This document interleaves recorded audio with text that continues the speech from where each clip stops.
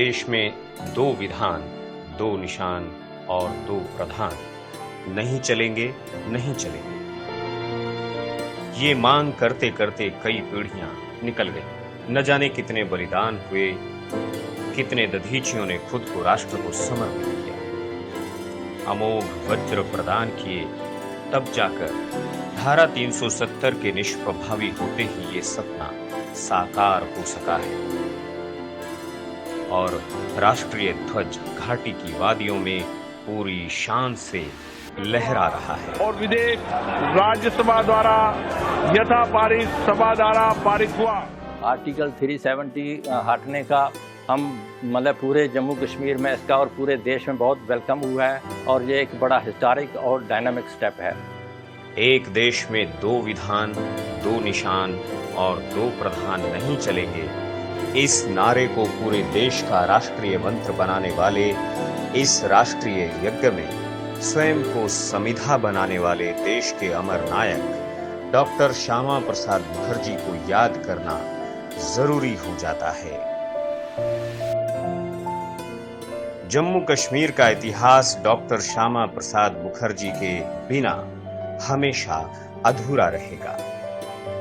जब भी जम्मू कश्मीर राज्य की ऐतिहासिक पृष्ठभूमि पर चिंतन मनन किया जाएगा तो कई हैरान करने वाले सच सामने आएंगे। जम्मू कश्मीर पर गंभीर और सार्वजनिक चर्चा दिसंबर 1952 में भारतीय जनसंघ के कानपुर अधिवेशन में। इस अधिवेशन की अध्यक्षता डॉक्टर श्यामा प्रसाद मुखर्जी कर रहे थे।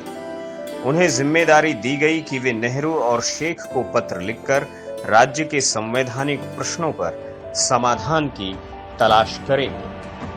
डॉक्टर श्यामा प्रसाद मुखर्जी को हर दिन शेख सरकार द्वारा संविधान का विरोध और हिंदुओं के उत्पीड़न की खबरें मिल रही थी। इन खबरों को लेकर शेख अब्दुल्ला और पंडित नेहरू का रवैया नकारात्मक था। दोनों की नजरों में उन्हें सलाह देने वाला व्यक्ति सांप्रदायिक होता था। आखिरकार जब सभी कोशिशें असफल हो रही थीं, तो 6 मार्च को दिल्ली में जम्मू कश्मीर सत्याग्रह की शुरुआत हुई।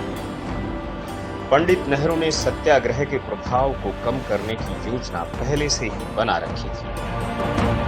केंद्रीय सूचना एवं प्रसारण मंत्री बीबी केसकर को उन्होंने एक पत्र लिखा।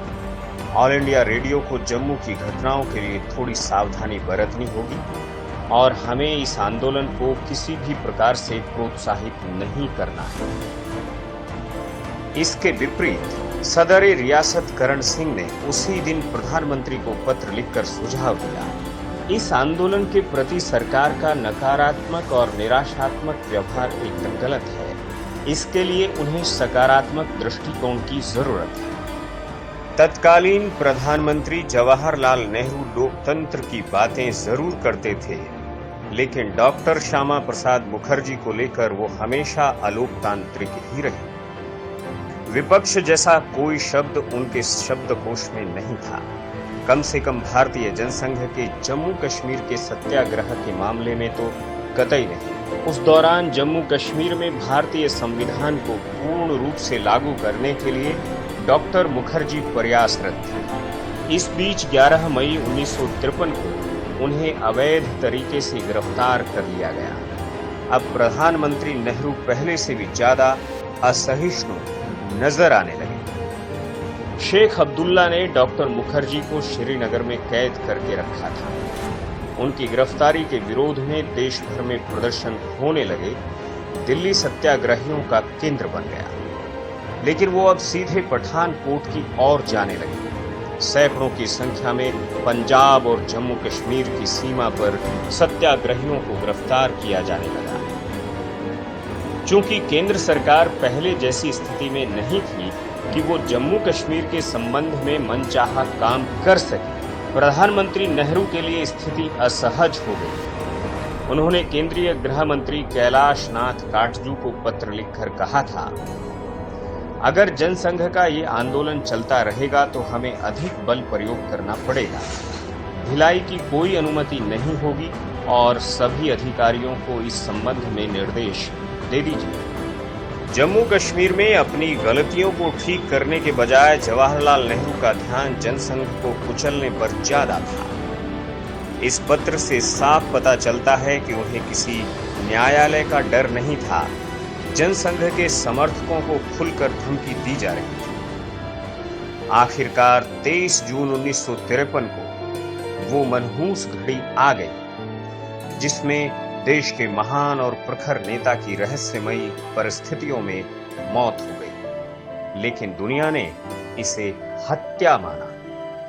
जब डॉक्टर श्यामा प्रसाद मुखर्जी का पार्थिव शरीर अंतिम संस्कार के लिए श्रीनगर से कोलकाता 24 जून 1953 को लाया गया, उस दिन 2 लाख से ज्यादा लोग अपने नेता को श्रद्धांजलि देने के लिए इकट्ठा हुए। अगले दिन समाचार पत्रों ने पहले पन्ने पर लिखा, चारों तरफ लोगों की भीड़ मौजूद थी। इससे पहले ऐसा दृश्य 1925 में देशबंधु डॉक्टर चित्तरंजन दास के निधन के समय देखा गया था। यह उस दौर के सबसे जनप्रिय नेता और बेहतरीन संसद सदस्य की राज्य प्रायोजित हत्या की दुखद और मार्मिक तस्वीर थी। कोलकाता में जब डॉक्टर मुखर्जी की अंतिम यात्रा निकाली गई तो उसमें शामिल लोग एक ही बात दोहरा रहे थे, श्यामा प्रसाद मुखर्जी को क्या हुआ? जहर दिया गया। किसने? शेख। दरअसल संदिग्ध परिस्थितियों में उनका निधन हुआ था, जिसकी जांच के लिए एक आयोग की मांग की गई थी। सरकार ने इसे सिरे से नकार दिया था। शेख की शख्सियत तानाशाही प्रवृत्ति की थी, जिसे नेहरू का समर्थन मिला हुआ था। कैद के दौरान सरकार ने डॉक्टर मुखर्जी के किसी से भी मिलने पर रोक लगा रखी थी। मुलाकात करने के लिए सरकार से विशेष इजाजत लेनी पड़ती थी। डॉक्टर मुखर्जी के वकील और संसद सदस्य यूएम त्रिवेदी को भी इस लंबी प्रक्रिया से गुजरना पड़ता था। दोनों की आपसी बातचीत पर डिस्ट्रिक्ट मजिस्ट्रेट गुलाम नबी की निगरानी हमेशा रहती थी। बहरहाल जिस सपने को डॉक्टर श्यामा प्रसाद मुखर्जी ने देखा, जिसके लिए उन्होंने संघर्ष किया, अपना सर्वोच्च बलिदान दिया, अब वो फलीभूत हो गया है।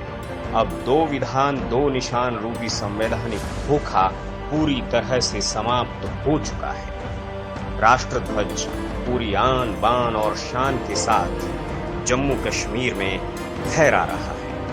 आज डॉक्टर मुखर्जी की वजह से जम्मू कश्मीर में भारतीय संविधान पूरी तरह से लागू हो चुका है। जम्मू कश्मीर में अलग झंडे की व्यवस्था अब समाप्त हो गई है। यही नहीं, अब जम्मू कश्मीर में आतंकवादियों और अलगाववादियों की कमर टूट चुकी है। जम्मू कश्मीर में लंबे अरसे से रह रहे वेस्ट पाकिस्तानी शरणार्थियों, गोरखा, दलितों और महिलाओं को उनके मौलिक अधिकार मिल चुके हैं। ये सब जिनके महान बलिदान के फलस्वरूप हुआ, ऐसे नायक को देश आज कोटि कोटि नमन कर रहा है।